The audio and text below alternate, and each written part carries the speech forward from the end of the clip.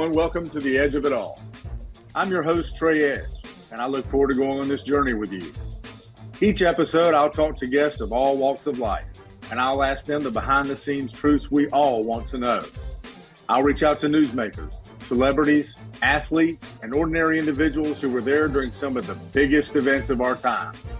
Together, we will hear the story behind the story. So let's get started. Welcome, everyone, to the latest episode of the Edge of It All podcast. I'm your host, Trey Edge. Appreciate everybody tuning in today and finding us wherever you get your favorite podcast. Our home studio is UBN Go International Network, but wherever you get your favorite podcast, we appreciate you choosing the Edge of It All today. We have a new sponsor today. Want to make sure we thank them, and that is Cara's Restaurant.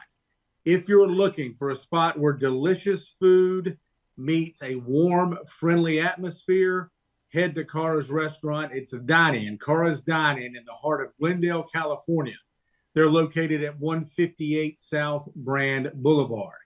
At Cara's, you'll dive into a world of flavorful Armenian cuisine and more, with a menu that boasts everything from barbecue and gourmet pizzas to nutritious salads and hearty sandwiches. Cara's is here to make every meal special. They are open for brunch, lunch, and dinner. Visit them today or call 747-500-0000 to reserve your table. Follow them on Instagram at Cara's Dine-In and be part of their community. Cara's Dine-In, where family, friends, and flavors come together.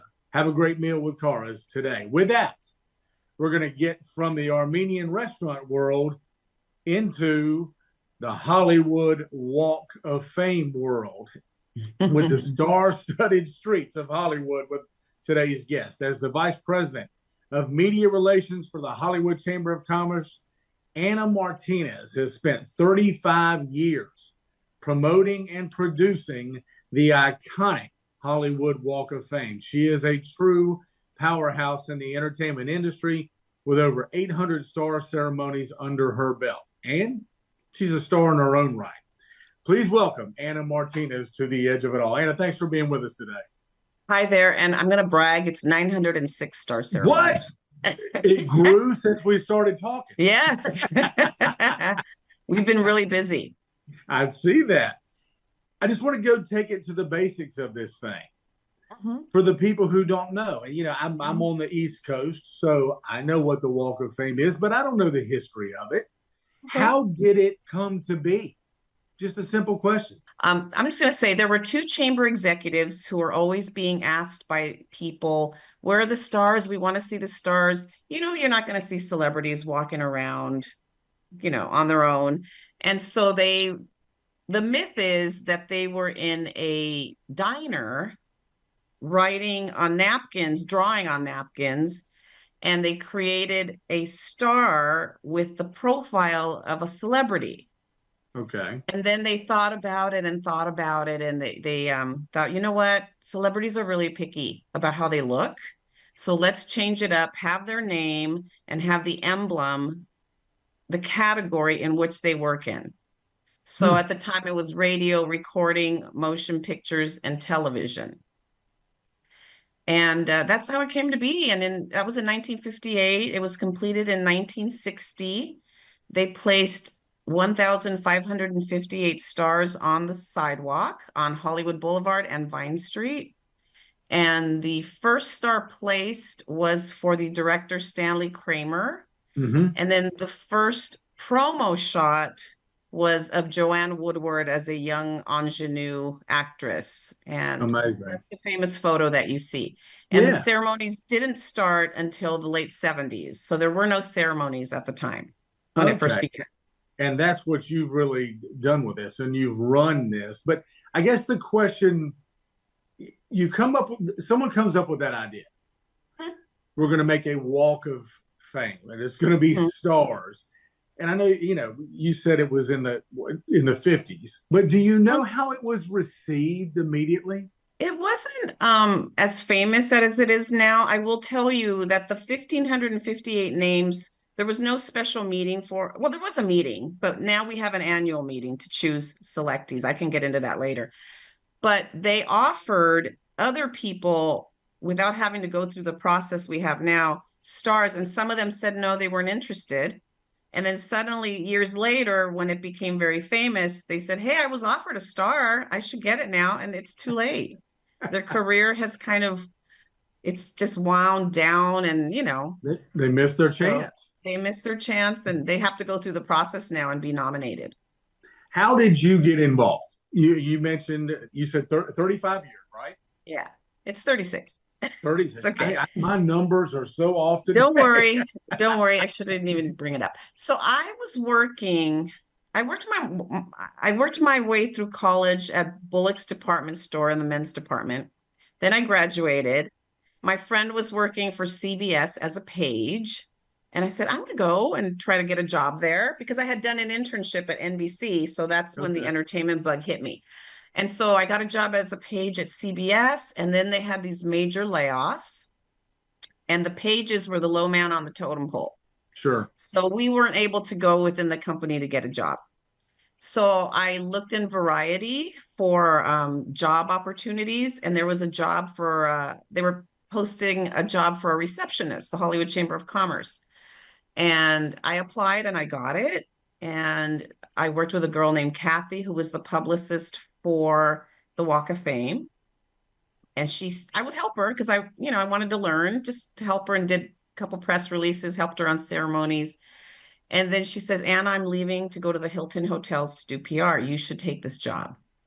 So I applied for it. And then there were a couple of women there who didn't think I could do it because I was super shy. And I grew up as a very shy child, and I'm not anymore. No, I was going to say. So I got the job through a gentleman named Bill Welsh was our president. He was also in the news business at KTTV, Fox now, and he gave me a chance. And I would wake up in the middle of the night and take notes, and I got to do this, I've got to do that, and I started to learn. And then my other boss, who was my mentor and friend, was Johnny Grant, the mayor of Hollywood, who was from North Carolina, Oh, okay. Goldsboro. And we worked together for 20 years. And sadly, he passed away in 2008. And I just learned a lot from him. And he had an amazing story. If your listeners want to read about somebody very interesting, you can look on johnnygrant.com. Super interesting. He did 62 USO shows. He always bragged it was more than Bob Hope did. Bob Hope would let him get the jokes out of his files in his office to take to the overseas trips. And I just learned so much from him. We had a great time, and we made it grow. The Walk of Fame grew more and more and more because we got creative with things, and the choices his committee made were very diverse and very interesting people. Interesting little side note, where I'm located is about an hour and 20 minutes southeast of Goldsboro. So it's a very small world. Very nice. Yeah. You mentioned 36 years. So it's obviously something you've grown to just love doing. I mean, you don't stay in something that long, especially in today's world, unless you just have a passion for it and it feeds something in you. Is that fair to say? Yes, it is. I love the job. Every day is different. It can be very stressful behind the scenes, and during at the ceremonies, I get a little nervous. It's so funny. We just did a star for Dr. Dre. And when I do a star that's going to be humongous, I wear a watch that Johnny Grant left me. I wear it for special ceremonies, so I wore it, and everything always goes on without a hitch, and I'm very lucky that way. But it's a fun job. I love it. I've made many friends through it, and someday I'll write a book. I need to get on that. Well, you've mentioned, the day of a ceremony can be very stressful. Yeah. What's the most stressful part of it? Is it the logistics part of it? Streets and traffic and all of that kind of stuff? Yeah. Well, it's weeks of planning each ceremony. Right now, I've done in March, my third ceremony was Dr. Dre. I'm doing another one on the 27th for Motown great Martha Reeves. Hmm. which, and it's a lot. We're supposed to do two a year. I don't have an assistant. I do it all. And you have to write the press release, you have to write the speech, you have to get permits and have meetings at times. We had a couple of meetings with Dr. Dre because we knew we had to have a closure, and it was huge. We had Eminem there, 50 Cent, a lot of rappers were there, and it went really well. And but it is a lot of pre-planning. Yeah. And when you're juggling 4 stars in a month, it's a little crazy. So yeah. You mentioned earlier the process. Mhm. What is the nomination process? I mean, and again, my numbers so far I'm over two on numbers, but I'll keep trying. I read Okay. where you get it could be hundreds of requests annually, and you Right. may choose what? I don't know, 10, 15, somewhere around there. But it's a lot. And what is it? Can you kind of walk us through that Sure. process? Okay. So annually in June, the Walk of Fame committee, which consists of Walk of Famers, they get together. Before COVID, we used to meet in person, but now we just do them in Zoom on a Zoom, and we get a couple hundred applications a year. Sometimes, at one time we had 300, and basically in order to nominate someone, a celebrity, the criteria is longevity in the field of entertainment, 5 years or more, awards, nominations, and they have to do charity work. Okay. So when they apply for it, the committee gets all the information. We get a couple hundred a year, and they read it, they do a survey, and then we have our meeting. And so it's back and forth. And how about this person and that person? And, then they make their votes. And we're supposed to choose about 24, Mm-hmm. but sometimes there's so many good ones. And we have to mix it up because there's now 6 categories. Ah, And so we have to put a couple in this category, 3 in that category. So we have to mix it up. And so there's a lot of back and forth with that. And then the good thing is, if it doesn't happen the first time for the person, it rolls over. But if it doesn't happen the second time, they have to reapply.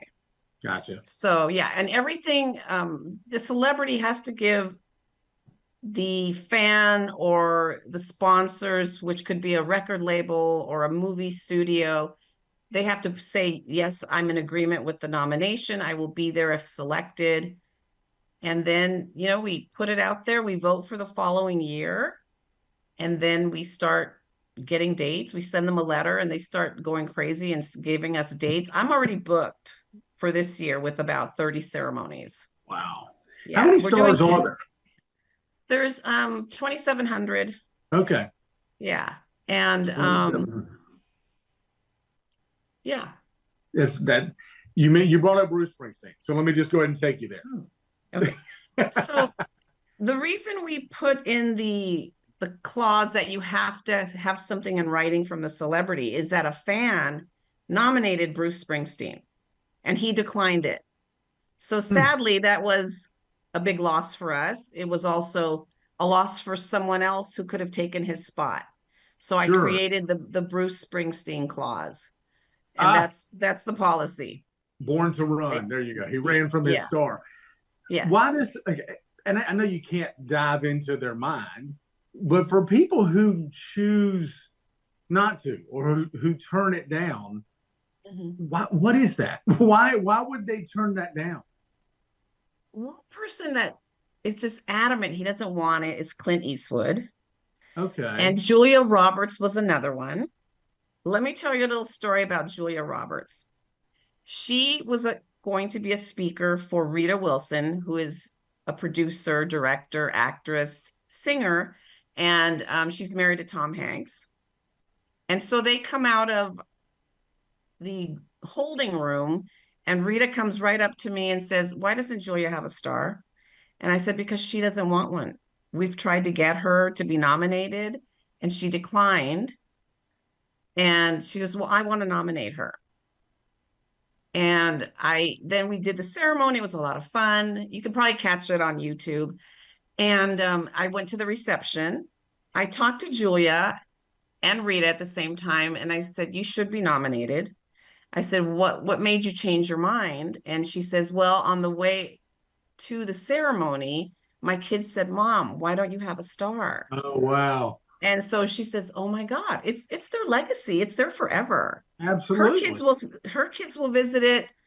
Her children's children, like I said, her grandchildren will visit it."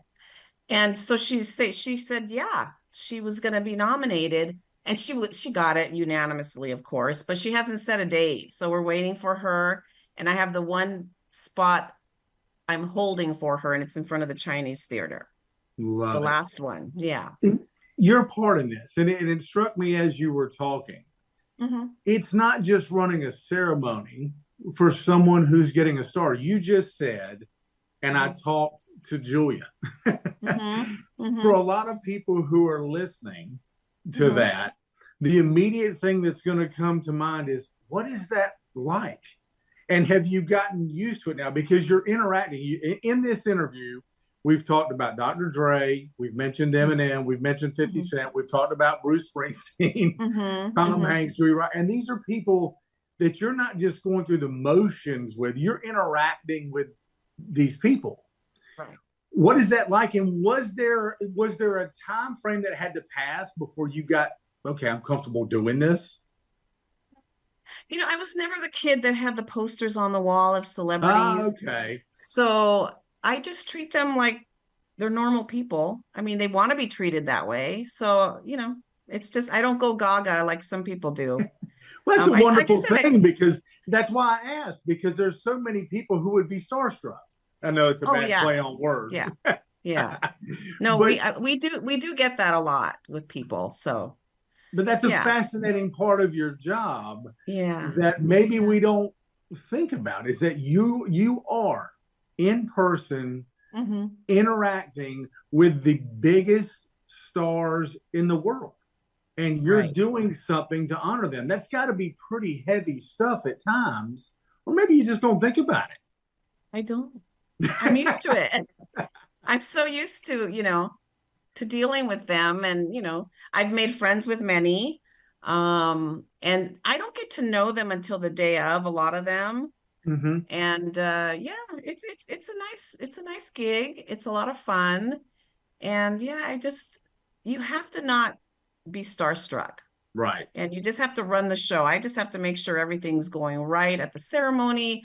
I've got my eyes out on the fans. The cops are there helping us, and our security. I am constantly moving during a ceremony. So yeah, it is fun. It's stressful, but it's all worth it. People The enjoy it. It's oh a yeah, major tourist attraction. So the logistics of the star, mhm, just the look of a star. mhm. Okay. Do you ever find yourself and you look at the star and go, wait a minute, that doesn't look right, or it needs to be redone, or has the design changed at all? Over all these years, has it stayed the same? Changed is the we ran out of stars at certain locations, at the Okay. Chinese Theater, at the Hollywood Roosevelt Hotel. So Johnny and I one day were walking along the boulevard. He used to live at the Roosevelt Hotel, and and our office was next door, the chamber. And we were walking. I said, "What can we do? We need more space." And so we started doubling up. I got you. And so, Okay. so we did that, and there's still a lot of empty stars that we can fill in. So, and then I try to put people together that have worked together or are married. Um, Tim Robbins and Susan Sarandon, I put them together, but they broke up right after, which is a Well, who knew? bummer. Who knew? So they're still together. They have children together, so their stars are still together. So yeah. Of all of the ceremonies you've done, and Mhm, so many, is there mhm, one that stands out? And it doesn't mean to short anybody else, but mhm, mhm. that you could say, this was my favorite and this was the craziest. Yeah. So the craziest was for a mariachi singer named Vicente Fernandez. It Okay. was on Veterans Day, November 11th. I will never do that again. The Latino people, they're very passionate, and they come out for their people. And we had 4,500 people out there. We had Wow. no idea that was going to happen. And that was the craziest because we had to finally get him to go. He didn't want to leave. And so I always remember our security guy, he was out of the moon roof of the limo, and our security guys, get down, get down. It was crazy. It was crazy.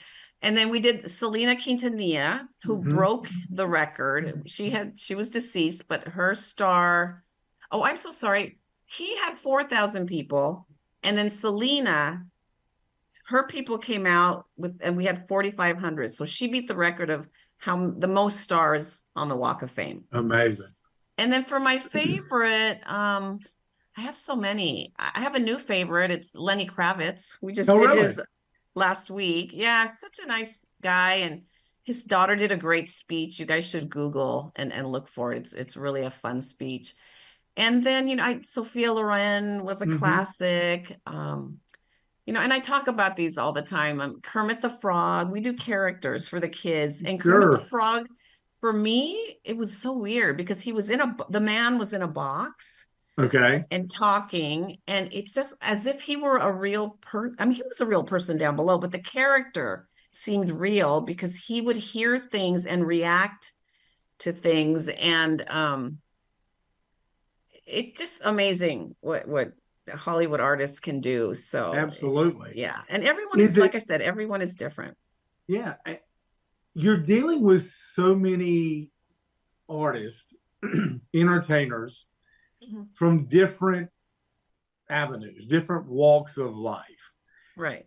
But is it, when you get to that point, do you find that there is almost a common theme of being touched or being humbled, or however you would want to describe it at that moment when you're saying, okay, this is a big deal and I'm getting a star on the Walk of Fame? Is that kind of across the board?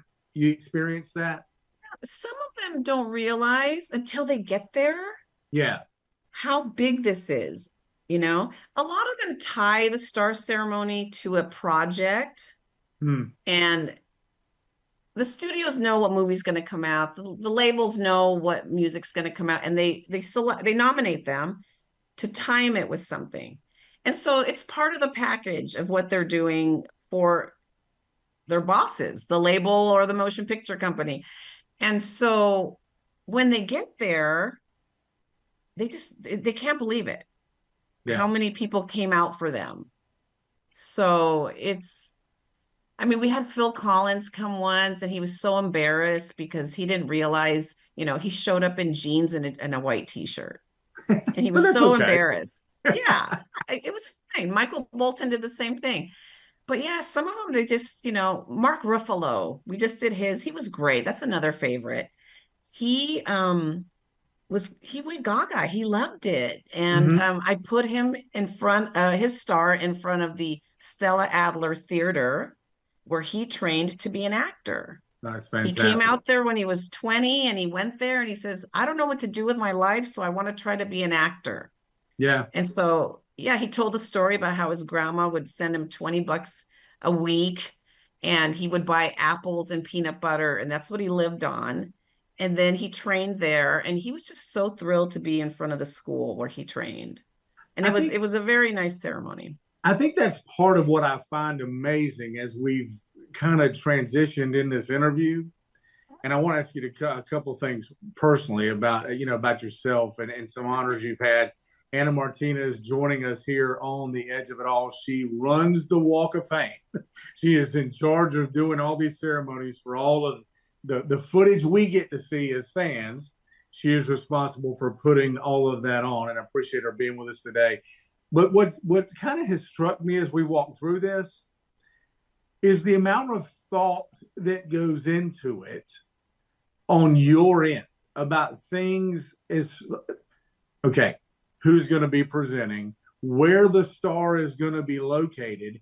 Those of us who are sitting back watching this, it can come across as though, okay, we just slapped down another star and it's on this row of stars, but there's so much more that goes into it. And that has to be probably a challenging part to it, but maybe a original part to it. Is that fair as well?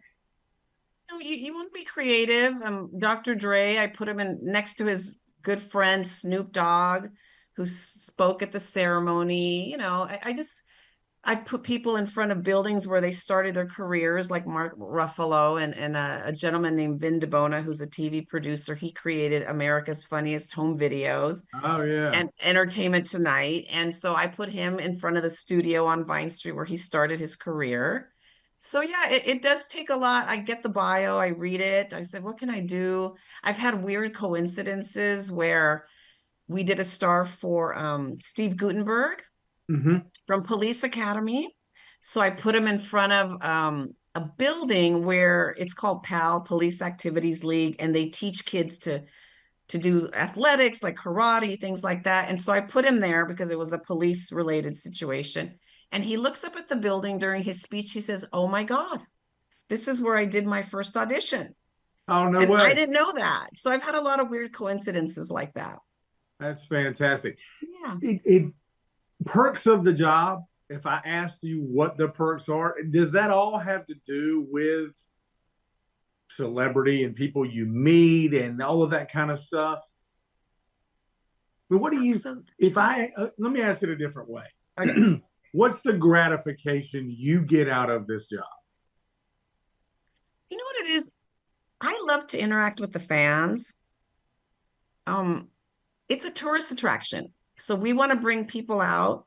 It brings money to the community. I just love seeing people who are not used to seeing celebrities and how excited they get, and so that's the gratification and making people happy, making the celebrity happy. And yeah, it's Do just you a lot of find fun. it, do you find it somewhat interesting? Because at the beginning of this interview, Mhm. you mentioned you were shy growing up. Mhm. Do you find it somewhat ironic Mhm. that this shy young woman Mhm. is involved in a business that is broadcast to the entire world? It's quite a transformation. Yeah, I had to create a persona for myself. Yeah. I'm known to be very firm with the media. I place them where they're supposed to be. I have to say no to people sometimes. Not everybody can cover. So I had to create this firm persona. Um, and that's just what's worked for me. I'm nice to people, but like I said, I have to be firm and say no a lot to people as well. And yeah, We, I've gotten some weird questions, not from you, but from people. well, that's Yeah. good. Yes. And we've got a couple more. But Okay. you've evolved into this position and you've held it, and it's led to an incredible role for you, not just in terms of doing this day to day with the Walk of Fame, but as far as being someone who empowers women. You've been, and you can correct me here, but you've been a Power of Women honoree. You've been in People in Espanol's 25 most powerful women. So how does this platform that you're on help you to inspire? I tell people, do your best as a person, be kind, help as much as you can, volunteer. Yeah, another thing I need to add is I am the child of immigrants. Yeah. My parents came from Mexico City and Peru, and that makes me very proud that we're very diverse on the Walk of Fame, which is amazing to me because from the get-go, they've been diverse. They've selected different nationalities and cultures. And yeah, it's just sometimes I don't think about it that it's such a powerful thing. But when I tell people what I do, they're pretty much I get a lot of questions. And then we have these events. We're a membership organization, so I don't wear a badge because I don't want people to know what I do, because then they'll ask me, well, why didn't so and so get a star? And why did you Yes. give her a star? So I just try not to put it out there too much. Well, that's interesting because, when we talked earlier about people who say no, I think that's an interesting part to me because they're in such a world of look at me. It seems odd that they would say, no, don't look at me. And Yeah. I don't want Yeah. this star where people would be looking at me again. It's an interesting dynamic there. Yeah, it is. And there's a few. I mean, I don't know why they wouldn't want it, but again, that's why we had to create that policy. Yeah. And then sadly, like I said earlier, the people that were offered the stars suddenly came back and said, "Hey, I was offered a star, but it doesn't work that way anymore. It's different. It's now you Now, have to go through the process." So, now with yeah. everything you've done Mhm. and all the accomplishments and the incredible job you do, you just mentioned, the immigrant part of this and your Mhm. ability to advance diversity in Mhm. the inside of this job that you do. Mhm. I just wonder, is there a place down the road for a star on the Walk of Fame for Ana Martinez? Oh no.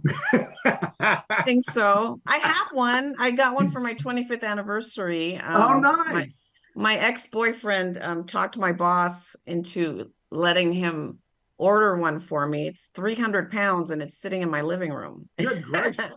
But there was no ceremony or anything. It's just kind of an art piece. But I Yeah. don't think I would get a star. No. No, I think the person who puts on the ceremonies and makes it run smoothly for 36 years now, I don't know. Mhm. I'm just guessing someone might want to nominate her. Just Well, might be me. I Who knows? it people have said I should have a star, and I just say I have one. It's in the living room. So I don't know. I don't know. Maybe someday, maybe for my 40th anniversary. Who knows? Before we close up, as far as what's coming up on the Walk of Fame, anything you want people to know about ceremonies that are coming up, anything like that? Yeah, we announce our ceremonies on our social media, which you guys have, and also on walkoffame.com. We announce the ceremonies as well. The press release is on there. And if you want more information on the Walk of Fame and how to nominate or the history, or if you want to look for your favorite person, just check out walkoffame.com and you'll see everything. Walkoffame.com. We can find it all there. Yeah. Well, Ana, we appreciate you being with us. In a world of stars that you live in, you have certainly established yourself as a star in your own right. And, Thank you. we could walk through probably celebrity by celebrity, but for another day, we don't want to, exhaust it all in round one. And we've covered everything from actors and actresses to musicians, but Uh-huh. it's truly one of the landmarks in this country. And it's, Right. it's something that everyone knows, and that in and of itself has to give you a sense of pride. Oh yeah, I'm very proud of it. I'm very protective of it as well because people think, you can just buy a star. No, you can't.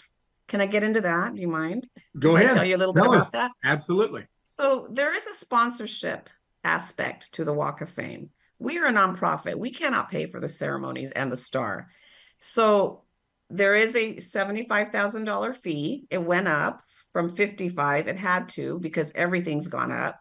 Yep. And a large portion of it goes to the Hollywood Historic Trust, and they are the group that repair the stars Okay. on the boulevard and Vine Street because the city can't afford it. It's made of an Italian terrazzo. They didn't think about how costly it would be to make that. And so that's where a lot of the money goes. And then the rest of the money goes to the ceremony, the making of the star, the replica plaque, security, photography, everything. So I do like to make that point to people. I'm always defending it because I always, oh, Lenny Kravitz, he just bought it and blah, blah, blah. I I gotcha. always have to, and then I respond to them on social media. Hey, by the way, check this out. This is how it works. And so, yeah, I'm very protective of it. And I just need people to know the truth. Yeah. And they should research before they say something. So, Well, we could say yeah, that about a lot of things in this world yeah, today. exactly. Well, appreciate you coming on. It is a fascinating. It's honestly, it's a fascinating job to me. It is. Yeah. Yeah, It's the only job in the world. Yeah, the way you got there and what you've been able to do with it, and you can sense your passion, yeah, and love for it. And we appreciate you coming on the edge of it all and sharing your story with us, and appreciate it. Thank you so much. I appreciate being on the show. That's absolutely, again, walkoffame.com, right? Everybody can go Right. find upcoming ceremonies and everything there. Right. We have a new sponsor today. Want to make sure we thank them, and that is Cara's Restaurant. If you're looking for a spot where delicious food meets a warm, friendly atmosphere, head to Cara's Restaurant. It's a dine-in, Cara's Dine-In in the heart of Glendale, California. They're located at 158 South Brand Boulevard. At Cara's, you'll dive into a world of flavorful Armenian cuisine and more, with a menu that boasts everything from barbecue and gourmet pizzas to nutritious salads and hearty sandwiches. Cara's is here to make every meal special. They are open for brunch, lunch, and dinner. Visit them today or call 747-500-0000 to reserve your table.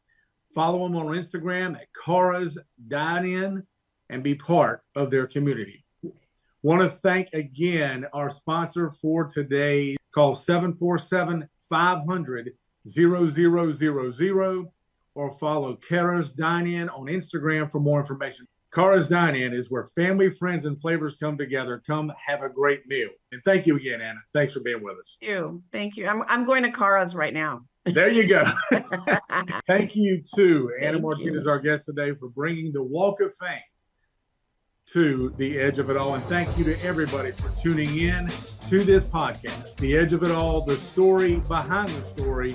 Each episode, a new one with inside scoop you have never heard before. Talk to you soon, everybody.